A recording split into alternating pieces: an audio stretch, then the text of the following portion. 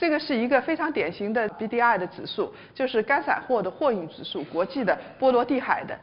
那么这个指数07年、08年的时候到达高峰，当时是11000多点，当时是非常好。大家知道接盘接在什么时候最惨？就是快要崩溃最高峰的那一刹那，对不对？那么所有的不管是股市也好，不管是房地产也好，不管是这个 BDI 指数也好，大家知道尖峰期都差不多，主要是在2007年，然后是2008年的上半年。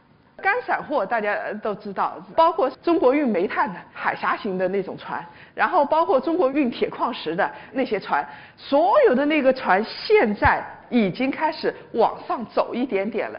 最低的时候是2月3号的时候，从11000多点下来，直线下降，一直到2月3号到了647点，是26年来的最低点。那大家就可以想象一下，现在坐船的还能够坐吗？像这个海航，大家知道下面有个大新华物流，你说你租了我的飞机或者船舶，你要付租金啊，对不对？现在大新华物流有钱去搞并购，他就不付租金，气死你！整个的资金链是处于一个断裂的这么一个情况。今年在浙江那边的造船企业有一家企业，它的6条石化的船舶没有一条被接受的。像韩国那边的，因为它的技术比较高，所以在这种情况下，韩国那边他跟你说，我们延期接收。中国在浙江沿海那边的船，人家根本就对不起，我赔你点钱，我不要你的船了。但是你想想看，你贴进去的原材料，你的人力成本，然后你当初所做的所有的这一切没了，资金链突然的断裂了。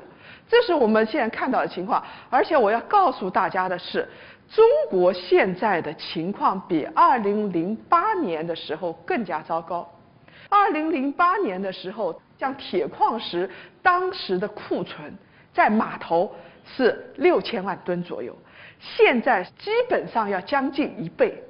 那大家就可以知道，现在中国的整个的码头堆满了铁矿石啊，这种原材料啊，然后有的东西是在飘。最近很有意思，做期货的朋友应该知道，像伦敦铜那边价格反弹涨得比较高，所有人都在盯着，看看中国买家怎么样，是不是套利，是不是套保。那么这个就是中国的普通的造船码头的情况。下面有这么一个人，大家看到这个人没有？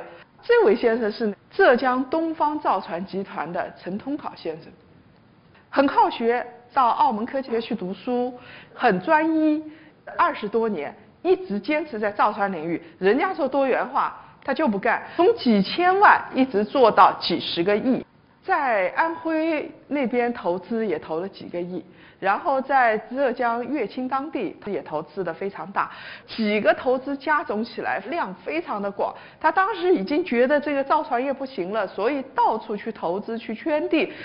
但是就是这样的一个人，在这一次危机里边，大家去看，我们到处看到的新闻都是东方造船集团老总跑路疑云。他儿子给我们的理由是，对不起，我爸爸到国际上去融资去了，所以我们也联系不到他。